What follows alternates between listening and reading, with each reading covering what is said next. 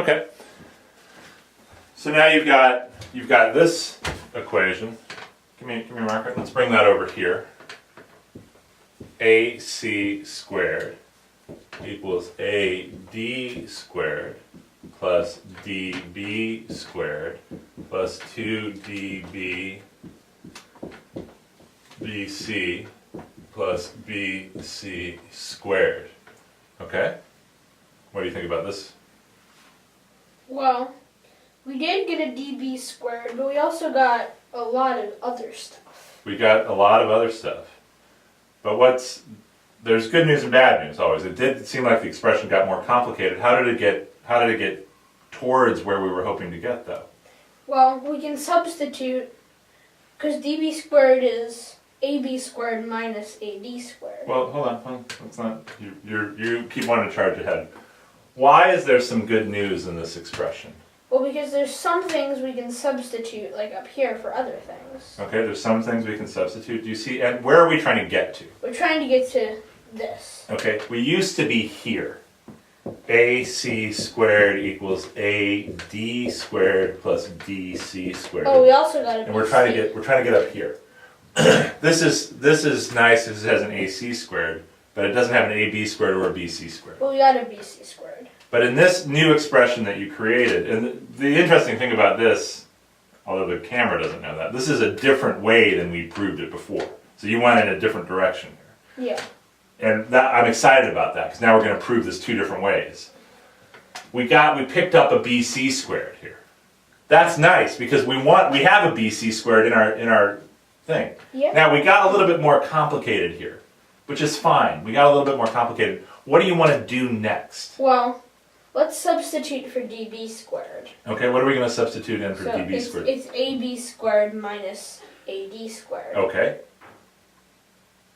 That's true. We can absolutely do that.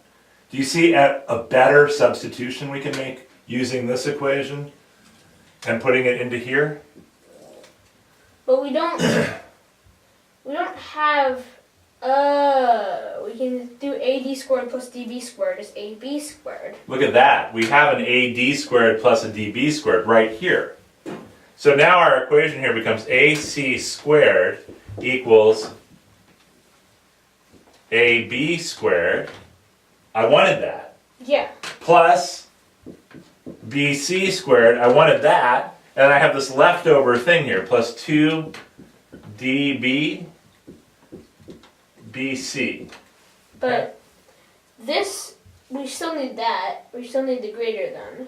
But this is what it equals. This is what AC squared equals. So if we subtract this from this side, this will become less than AC. If I just get rid of this, which is positive, right? DB is positive, BC is positive. I get AC squared must be greater than AB squared plus BC squared. Pretty cool. Yeah. That's what we were trying to prove. And let me tell you something else that's really cool. Well, not only is this the different way than we proved it in the book, so that's awesome. But we did more than prove that AC squared is greater than AB squared plus BC squared. What did we actually prove in the course of this proof about AC? What did we actually prove about AC? Not that it's greater than that. That was a sidelight. Yeah. What did we actually prove about AC squared? Well, that it's equal to this. Right, we actually found out what AC squared was equal to. It's AB squared plus BC squared plus an expression involving this triangle over here. That's amazing. There's an actual generalization of the Pythagorean theorem. It's not that it's just greater than. That doesn't really tell us much because like 100 is greater than, 40 plus 20 or whatever. Yeah. We know exactly what it equals, which is incredibly cool. And this is something that we'll talk about much later on in your math education. This is something called the law of cosines. So the Pythagorean theorem is a generalization of this. Is a specific example of this, because in the situation where you have a right triangle already, when you drop this diagonal, and this is a right angle here, when you drop that, dB is equal to 0. You see that? Because you Yeah. land right on the endpoint.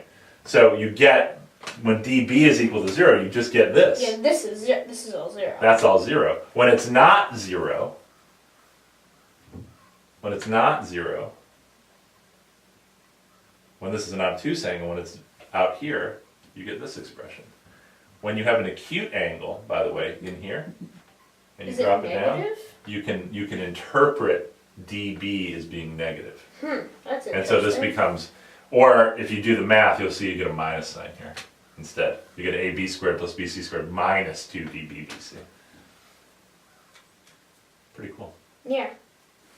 All right, good work this morning, hon. And it's really cool to me that you did this a different way, and we're starting to see how to loop through these proofs, which are hard. These are hard proofs. Very good job.